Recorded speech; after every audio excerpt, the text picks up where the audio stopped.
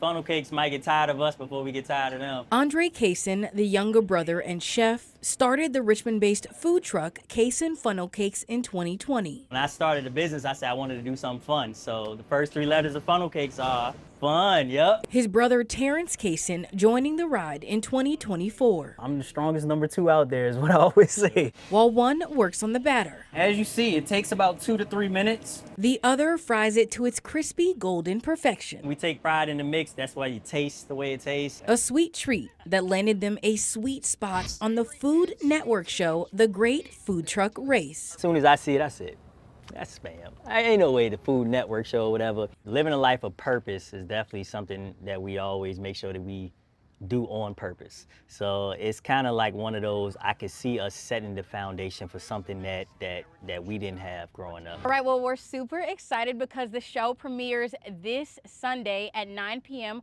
on Food Network, and you guys are having a watch party, right, where people can join? Yep. So if you can come out, please do. They'll be serving funnel cakes, which I need another one of before we leave today, okay? We got you. Salute to Cason Funnel Cakes. Man, I had to share this because I'm just like, man, we need some feel-good, inspiring content for once, with all the chaos going on. So I felt like I wanted to highlight these brothers because, one, it's a Black-owned business, and two, they're locals of RVA, aka Richmond, Virginia. And I just thought it was really cool to know that they were selected to be featured on the Great Food Truck Race, which is on Food Network. Man, I cannot express how proud I am to see our fellow brothers and sisters thrive, especially here in America. It's just really hard sometimes, when people try to come up with an idea or try to come up with a business and they fail and then, they give up. And I felt like this is a prime example of when you keep persistent on something and you come up with a business idea, and this could be you or this could be someone it's very inspiring. I just felt like we need to show the community that we too can be successful as Black people.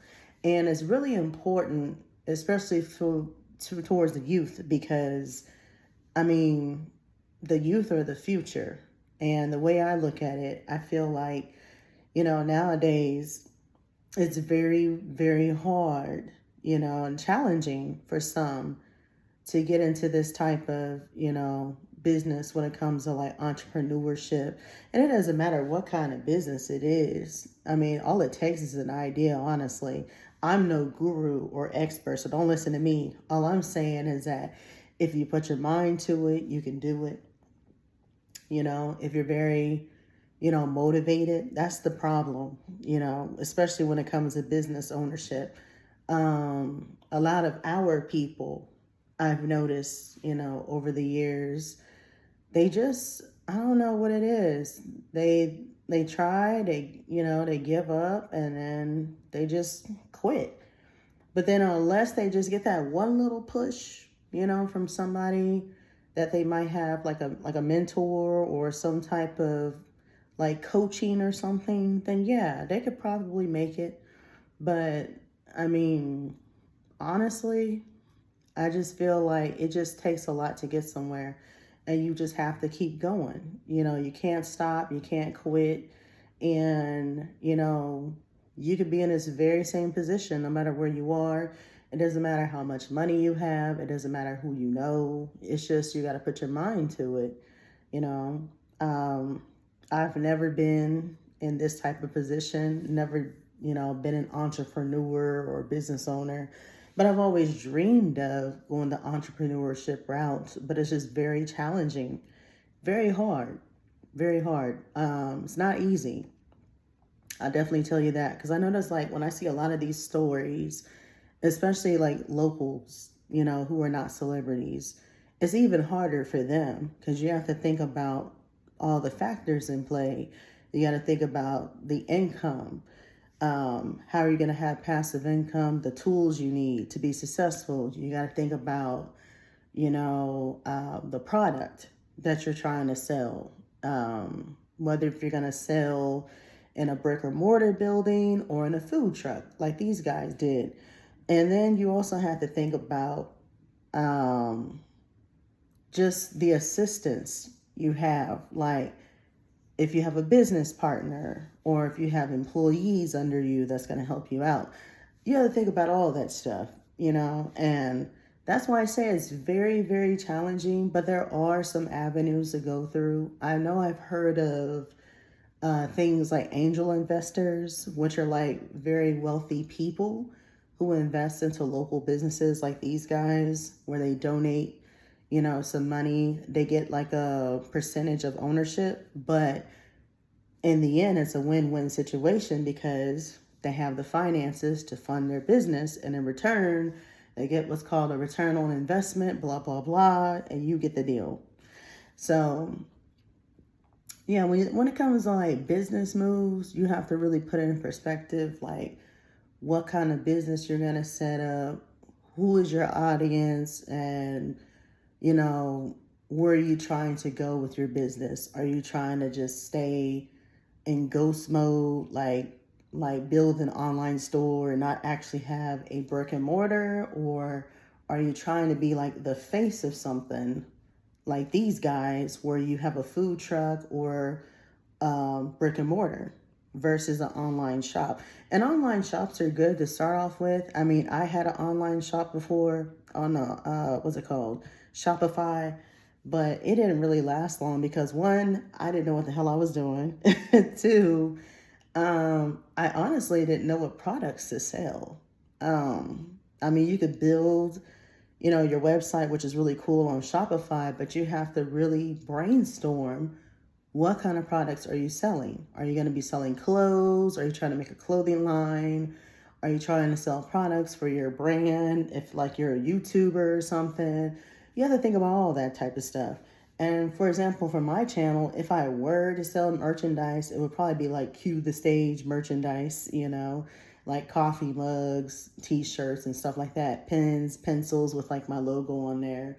But outside of YouTube, honestly, I wouldn't know where to begin. I wouldn't know what kind of business I want to set up or anything because it's hard, especially when you're by yourself and you don't have the team, you don't have the tools, and you don't have the knowledge. This is why I tell people to soak up as much knowledge as possible. Take classes, build your portfolio, find like mentorship programs where you can actually get on a path to success, as far as, being motivated. That's the hardest part. A lot of people fail most of the times because they're simply not motivated. I get it. It's rough, especially if you're like a 9-to-5er, like the average person in America. It's very rough trying to start a business, on the side, or trying to start a side hustle for passive income. And then the other thing you have to look at is the marketing. How are you going to market your business? How are you going to market your brand? How are you going to get your name out there to the people? And a lot of times, a lot of people, they use social media advertising, which is good. But a lot of people are not tech savvy. That's why people hire other people who are tech savvy that can actually really put their brand out there. They got all types of programs now, all types of software that people use every day.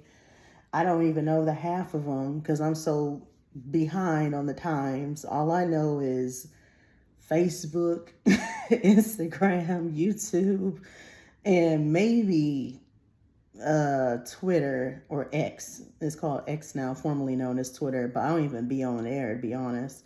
It's really hard. And you have to look at the audience that you're trying to market towards too. Are you marketing towards a younger generation? Are you marketing towards older generation? Or are you just marketing towards everybody? It's like a one-stop shop of just trying to figure out what that golden answer is. And even if I were to go into business like myself, I would definitely say I would need some help. Like I would definitely need a business partner or a team of like, entrepreneurs or some type of business-minded people who actually know what the hell they're doing. And you have to be careful because there's risk involved. When you go the entrepreneurship route as well, you have to look at the specifics of taxes, because taxes are going to go up. Business taxes are no joke versus personal taxes. Trust me, I know. I used to work at the IRS a long time ago. And even millionaires, people that have money, it's a greater risk for them because they have to pay in so much money every year. But like I said, if you have the right tools, you have the right people, you have the right idea, then you can do it. You just have to really build yourself and really get a business plan into motion. And that's another thing. A lot of us, I hate to say it, don't really plan a lot, when it comes to business. You really have to get a plan going. You have to have a business model. You have to figure out strategically how you're going to set up your business and who's going to be involved. Now, all I got to say is all kinfolk ain't skinfolk, so don't expect family members to help you because some of your biggest supporters are the strangers on the internet. I hate to say it. Strangers will support you more than majority of your family members.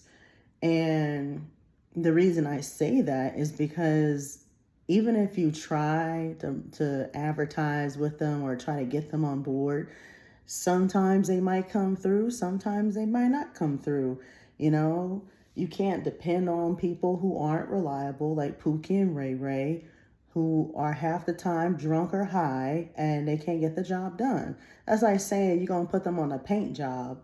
They might paint the fence, they may not paint the fence. You have to look at it. It's like apples and oranges. This is the way I look at it. But y'all let me know y'all's thoughts in the comments below. And just answer this one question. Would you rather be an entrepreneur like these brothers here? Or do you feel like it's easier to go the 9-to-5 route? I'm curious. I personally feel like it's easier to go the 9-to-5 route because I don't have the necessary tools, nor the people, or the business plan, or the product. Honestly, I really don't know where to begin. That's just my answer. But y'all holler at me. All right.